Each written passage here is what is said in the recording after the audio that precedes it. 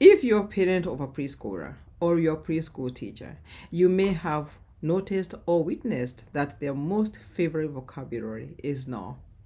They say it with great enthusiasm and entitlement because they know the power it holds, and especially when they are talking to us. Today, I want us to talk about some of the statements or things that we do to open that window and ways in which we can close that window and open a door in a way that the children are easy to comply with whatever it is that we are asking them to do, so that they can also be happy. They don't have to hear our no's so many times, in which they actually learn from us. They learn the word no from us because they're told so many times. Hi and Jumbo, welcome to this channel where we give our children tools to be able to face life with confidence, where we are offering socio-emotional support so that they can flourish in life. Welcome back. If you're coming back to this channel, thank you for supporting us. May you consider to subscribe if you have not subscribed. If you're a visitor, if it is your first time, thank you so much for coming to check us in. You are part of the family. Please consider to subscribe. Let's have this conversation on how we can help our children be able to flourish and be happy even as they are engaging in their little life of early childhood. So today I want us to talk about some of the most common mistakes. It's just so common because you can do it anywhere. There are just so many other things, of course, which we do, which opens the window of the no to the young child. And part of it, of course, you and I know it is because it is powerful to them, because many times they find themselves in a helpless situation according to them, and in a situation where they are not the one making the decision. And so they have the window of saying no, because that is not the activity they wanted. They were not a part of that decision making process, and therefore it becomes hard for them to comply. So one of the things that I notice, and it is something that is used commonly by many, is using the words or the statements honestly, which means nothing to the children, really nothing. If when we notice the child doing a certain behavior that is not acceptable, many times we are inclined to tell the child, how many times have I told you about that behavior?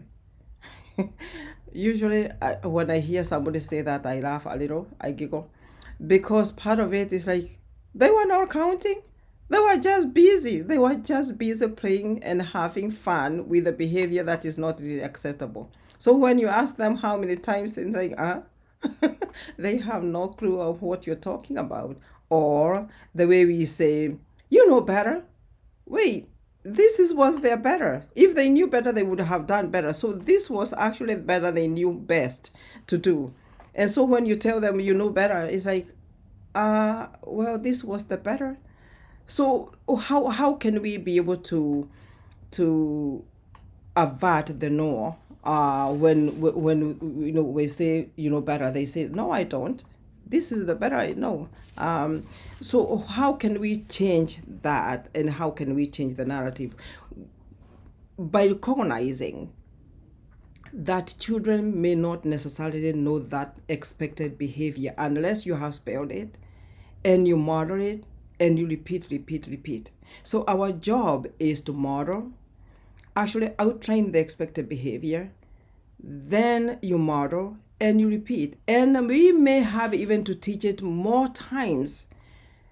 Just like the way we teach math, we teach numbers, we teach alphabet, we teach also many things. Expected behaviors need to be taught and rehearsed and repeated, and it may have to be introduced in so many different circumstances where the child finds themselves. So instead of asking, you can just model, or you can remind them the expected behavior, or you can just tell them what it is that they were supposed to do. Rehearsing and repetition, that is how young children learn and master the skill that you want them to master. Eventually they get it. In fact, they start becoming the ambassador of telling others of what to do. The second one is, we ask when we are expecting a compliance. When we ask, usually the answer is yes, or no. And because it is their favorite vocabulary, the no, they will say it automatically. If it is not something that is favoring them, or if it is not something they decided. In fact, sometimes they say no to the things that they want because it just comes automatically. So don't ask if you are expecting compliance. Instead, offer the statement or tell them. For example, when I want my children in the classroom to join me in the circle time, in the group meeting, or we are lining up, I usually tell them, or maybe I want them to do an activity with me, because maybe I want to see something, I need to see whether they have mastered a skill. I don't ask them to come. I tell them, so and so, it is your turn to come here and do this activity with me. And if they say no, I usually do repeat the same statement. This time, if the child was busy, I tell them, go ahead and finish up, and I will, after your friend is done, it will be your turn. Now, if they say no again, I'll tell them, would you like to come over here, or you need my help? I can help you clean up. I can help save your work if it is you are afraid that your work is going to be missed. That also means, as a teacher or a caregiver, or we need to be careful not to disrupt when we are asking or when we are scheduling things. We need to be careful not to disrupt their work and their thought process when they were doing that work. We need to be respectful of them, and especially when they are not a part of making the decisions that we are making. Number 3, and this is funny, it is over flattery. We flatter our children so many times. I think the good job, you are the best. This is the best work I've ever. We say that when a child bring maybe you a paper they have drawn, or maybe they have built with the Legos or the blocks, and they come to you to show you their work, and you say, oh my goodness, this is the best building, it is the longest, it is this, you are the best. And soon it becomes watery, it is watered down, and the achievement maybe which they had done, the words makes it almost meaningless. And I will tell you why. Part of it is because they don't know exactly what the best is. It may just be the building, but the statement is overused. And also, let's face it, if you're a caregiver teacher, you also say it to also many other children. So this child, you said you are the best, they hear you tell another child you are the best, and so it's like the confusion. Okay, who is the best? The teacher told me that, and now they are telling another person that was a special word for me, and now they're giving it to, and so it is confusing. you know After a while, it start becoming insincere, and the children just, the teacher will just say, I'm the best. The teacher will just say, this is the best, and it becomes meaningless, and it becomes sad. What can you do instead? What you can do is describe the work. If you saw a child maybe go to another child who was sad and they were making them feel better, describe that. I noticed that you went to your friend and you asked them whether they are okay. That is very nice. You made them feel better. That was very nice of you to go pray with them. So they can be able to associate their action to whatever the compliment. And they are more likely to repeat that when you do that. Instead of saying, good job, good job, good job for doing that. What? We have to describe exactly what it is that they did. The other thing that we also have to do is almost like the first one, but this is different. When it is, for example, time for group transition, if you're a preschool teacher, or if you're a parent, maybe you're going somewhere and it is, within that very moment you need to go, instead of, when you offer, don't put a question when you have made a statement. For example, it is time to go right now, okay? Well, you will just open the window, because now they say, no. If it is something exciting, of course, they will say, okay. But you just give them a window, and again, if they were busy doing something else, or if it is not something which they don't like, so they will not comply. So what can you do instead?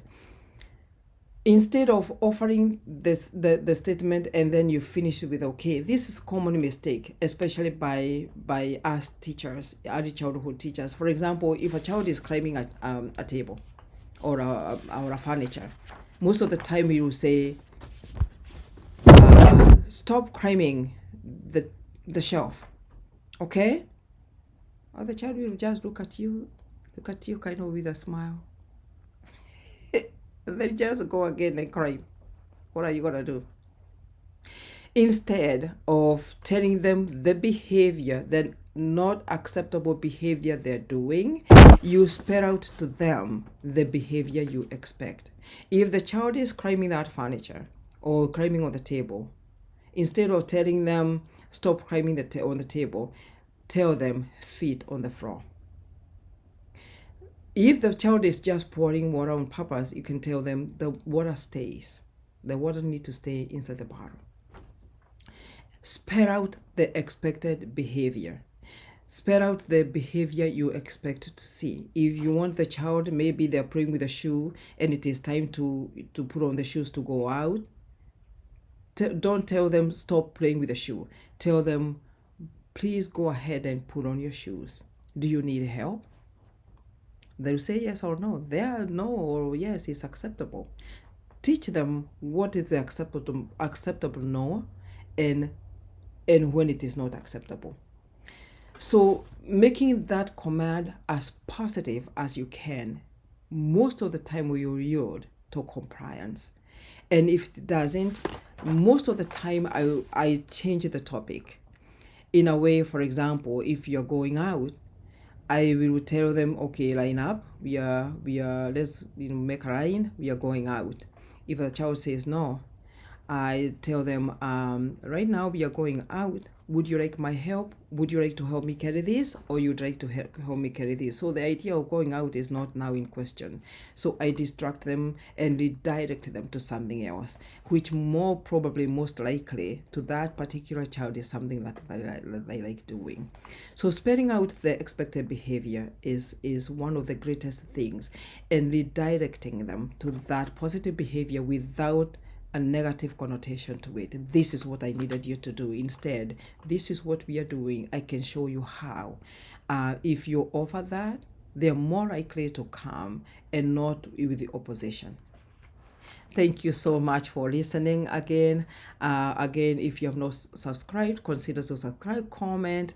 Let's have a discussion on how and the things that you do out there to make your life a little easier and to make the life of our preschoolers a little easier as they face life. Thank you and see you in the next video.